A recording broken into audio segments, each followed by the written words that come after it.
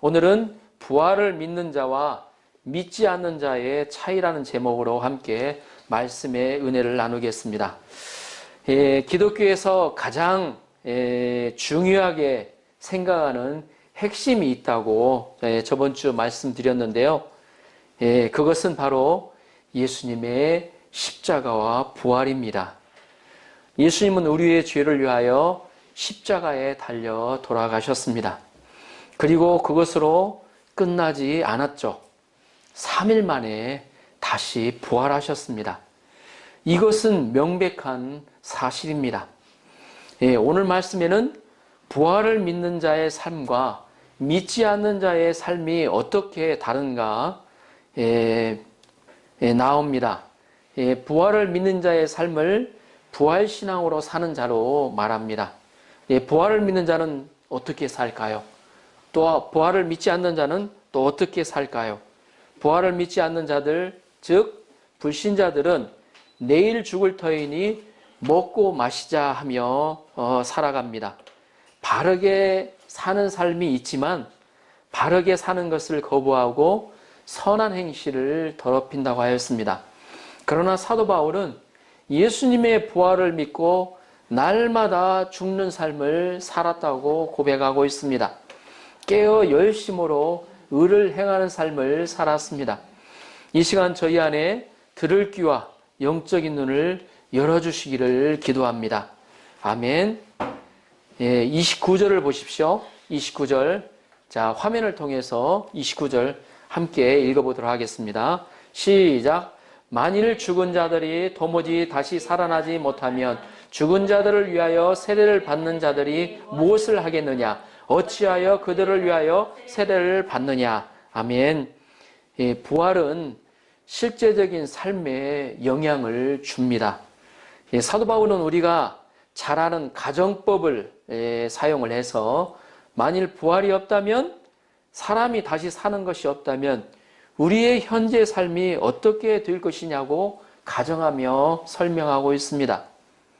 부활을 믿고 믿지 않는 것은 단지 아는 지식으로 끝나지 않는다는 것입니다. 한 사람의 인생에 또 삶에 지대한 영향을 끼친다는 것입니다. 여러분들이 잘 아는 독일의 시인 괴테는 부활이 없다면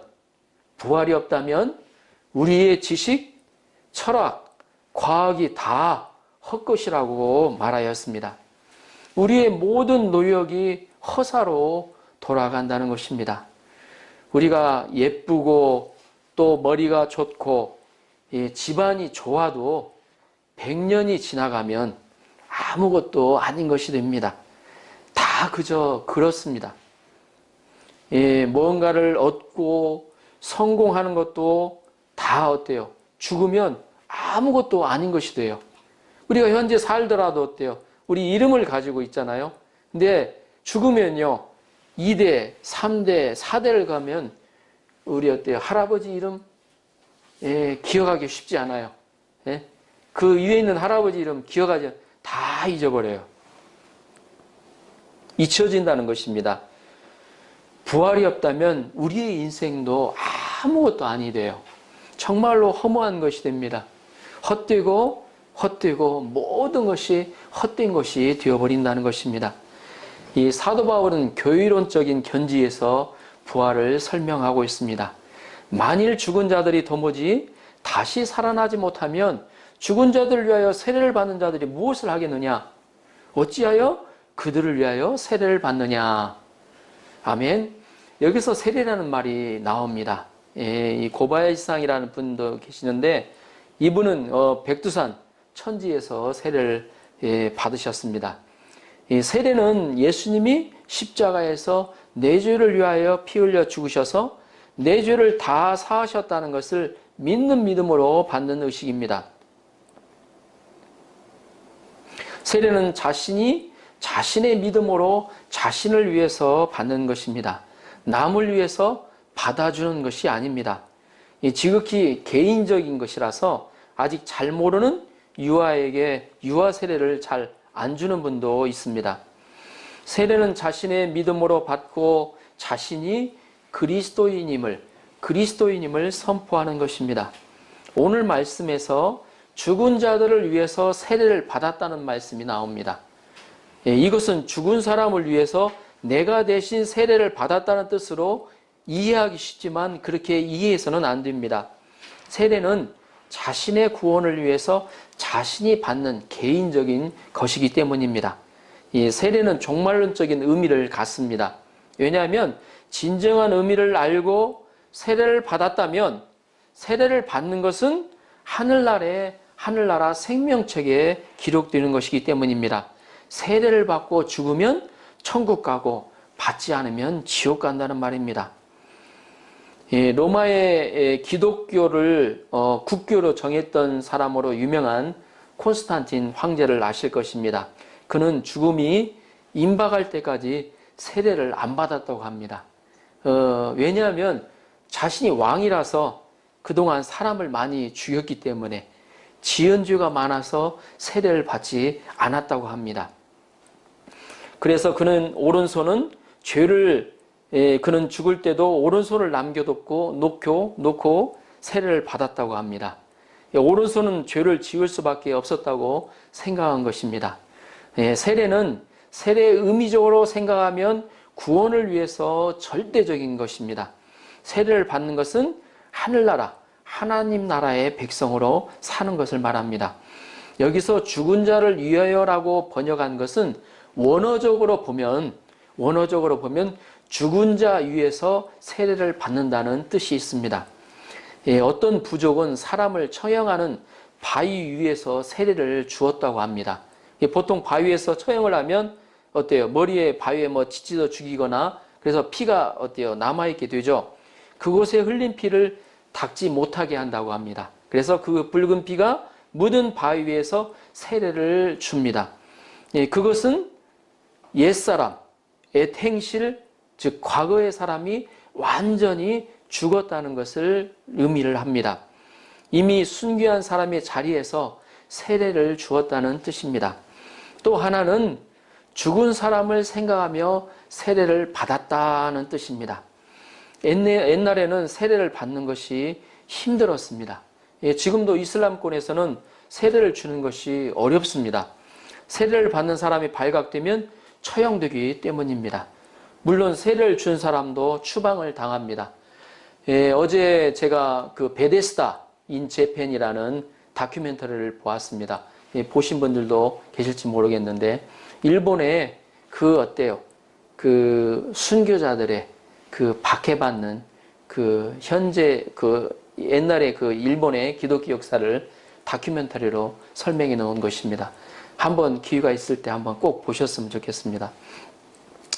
그 다큐멘터리 내용을 보니까 예수님을 믿는 사람 26명, 일본의 순교자들이 보통 몇 명인지 혹시 아십니까? 저도 이제 귀로 들었는데 한 30만 명 가깝게 된다고 합니다. 그러면 한국의 순교자는 몇 명 정도 되는가? 한국의 순교자는 저는 더 많을 줄 알았어요. 그런데 제가 듣기로는 6만 명, 7만 명 정도 된다고 그랬어요. 일본인들이 훨씬 더 많아요. 그런데 요즘 또 한국과 일본의 기독교 어때요? 성장을 보면 전혀 다르잖아요. 틀려요, 보면. 오히려 어때요? 일본은 박해를 통해서 어때요? 성장이 멈춰버렸지만, 한국은 박해를 통해서 오히려 어때요? 기독교가 성장이 됐어요. 그게 어때요? 일본과 한국의 많은 차이가 될 것입니다. 옛날에는 어때요? 그러니까 세례를 받는 것조차도 어때요? 죽음을 의미했어요. 자기 어때요? 목을 걸고 세례를 받는 것이 되었기 때문입니다. 초대교회에 세례를 받고 순교를 당하기도 하였습니다. 모든 교인들이 죽은 그 사람을 보고 용기를 받습니다. 왜 죽는 사람을 보고, 보통 사람은 그러잖아요. 일본에서도 마찬가지였지만 후미의 사건이나 그런 사건이 있었지만 예수님을 믿으면 너 죽어. 그러면 어때요? 사람들이 어때요? 두려워지잖아요. 예수님 절대 안 믿는다고 그러죠. 그러나 예수님을 믿으면 죽는다고 하면서도 어때요? 계속해서 어때요? 순교해서 죽는 사람들을 보면 어때요? 저 사람이 믿는 어때요? 종교는 정말로 참된 것이었구나. 그런 것을 보여주기 때문에 용기를 받는다는 거죠. 그 사람을 생각하며 죽음을 각오하고서라도 세례를 받게 됩니다. 그것을 죽은 사람을 대신하여 세례를 받았다는 말로 사도 바울은 설명하고 있습니다. 그들이 믿는다고 했을 때 죽는 것을 알면서도 부활을 믿지 않는다면 세례를 받을 수가 없을 것입니다. 부활이 없다면 그들이 세례를 받는 것이 무슨 의미가 있느냐는 것이죠. 아무 의미가 없다는 것입니다. 그러나 부활을 믿는 성도들은 죽을 성도를 생각하며 그와 나를 동일시하며 세례를 받는다는 것입니다. 그와 내가 하나가 되어 나도 순교하겠다는 뜻입니다. 이 한 믿는 청년이 믿는 처녀와 결혼을 하였습니다. 그 후에 청년이 예수님을 믿게 됩니다. 그 후에 시어머니가 아들과 며느리를 핍박하기 시작합니다. 교회 나올 때마다 문간에서 핍박하기 시작합니다. 너 교회 가면 너 큰일 나, 죽어, 너 같이 못 살아, 막 이렇게 핍박을 하죠. 그런데 어느 날 시어머니가 또 같이 가자고 합니다. 하나밖에 없는 아들 천국 가는데 나도 가야 한다는 것입니다. 부활을 전제로 생각하면 부모님을 예수 믿게 하는 것이 최고의 효도입니다. 자, 30절을 보십시오. 30절. 또 어찌하여 우리가 언제나 위험을 무릅쓰리요. 사도 바울은 날마다 위험에 처한 삶을 살았다고 고백하고 있습니다. 편안한 삶을 살 수 있었지만 전도하기 위해 모욕과 희롱을 받는 것을 자처하여 살았다는 것입니다. 얼마 전 미국에서 아시아계 차별 총격 사고로 인해서 8명이 사망한 사건이 발생하였습니다. 코로나의 발생 원인이 중국을 포함한 아시아에 있다고 보고 있기 때문입니다. 아시아인들을 향한 헤이트 사건들이 미국에서 빈번하게 일어나고 있습니다. 예, 어저께인가 봤나요? 뉴스를 보니까 지나가던 사람이 중국말을 하는 사람을 머리를 탁 때리고 가는 거예요, 보면. 그것이 영상에 나와 있어요. 이 얼마나 억울하겠습니까? 마음이 아프겠습니까? 예, 그럴지라도. 그런데 사도 바울은 부활을 생각하고 죽음을 무릅쓰며 복음을 전하며 살았다는 것입니다. 여러분들이 잘 아는 리빙스턴 선교사는 아프리카의 선교사로서 유명하죠. 아프리카에서 맹수의 위협 속에서 살았습니다. 그가 몸이 좀 아파서 잠시 고국에 들러서 요양을 하고 다시 돌아갈 기회가 있었습니다. 그런데 그는 어때요? 지금까지 살아왔던 게 어때요? 그 맹수의 위협이 있고 또 아프리카 오지 가면 어때요? 또 얼마나 불편합니까? 제대로 먹을 것이 있습니까? 그런데도 다시 어때요? 그 길을 다시 돌아가서 선교를 합니다. 아프리카에 가서 선교할 수 있었던 것은 그가 부활의 주님을 믿었기 때문입니다. 그리고 자신도 부활을 할 수 있다는 것을 믿었기 때문입니다. 부활을 믿으면 순교도 기쁘게 받습니다. 해마다 겨울이 찾아오듯이 우리 인생에도 반드시 죽음이라는 불청객은 찾아옵니다. 요즘 어때요? 10대나 20대 되면 어때요? 죽음이라는 건 어때요? 아주 먼 것으로 생각을 하죠. 내 인생에서는 그런 일이 있을 수 없다고 생각하는 사람들이 있을 것입니다. 그러나 우리는 될 수 있는 대로 죽음에 대해서 생각하고 싶지 않습니다. 때의 차이만 있을 뿐 인류 역사에 누구도 죽음을 피해간 사람은 없습니다. 세상의 온 순번으로도 죽는 것이 아니에요. 언제 죽을지 몰라요. 성경에 보면 에녹과 엘리야 딱 두 사람만 빼놓고 모두 다 이 죽음을 맞이하게 됩니다. 불로초를 찾았던 진시황, 또 이순신 장군, 북한의 위대한 수령 김일성도 있죠. 또 바울과 같은 믿음의 사람도 다 죽었고, 또 여러분들이 잘 아는 어때요? BTS도 시간이 되면 죽습니다. 트와이스도 죽습니다. 그럼에도 불구하고 믿는 사람들은 죽기 전에 세례를 받는다는 것입니다. 부활신앙은 신자들의 현재의 삶을 바꿔놓습니다. 부활이 없다면 그저 어때요? 이 땅에서만 잘 살려고 할 거예요. 이 땅에서 어때요? 잘 먹고 어때요? 좋은 차 끌면서 좋은 집 얻어서 살려고 할 것입니다. 그러나 부활을 믿으면 죽어도 좋다는 각오로 살게 된다는 것입니다. 구원이 있고 부활이 있기 때문에 또 어때요? 죽어서도 어때요? 하늘나라에 어때요? 천국이 기다리고 있기 때문에 모든 위험을 무릅쓰고 십자가를 지는 것입니다. 내가 원하는 삶을 사지 않고 하나님이 원하시는 삶을 쫓아서 살게 되기 때문에 살게 됩니다. 부활 후에 영광을 믿기 때문입니다. 자, 31절, 32절 전반절을 보십시오. 같이 한번 읽어볼까요? 31절, 32절 전반절까지 시작.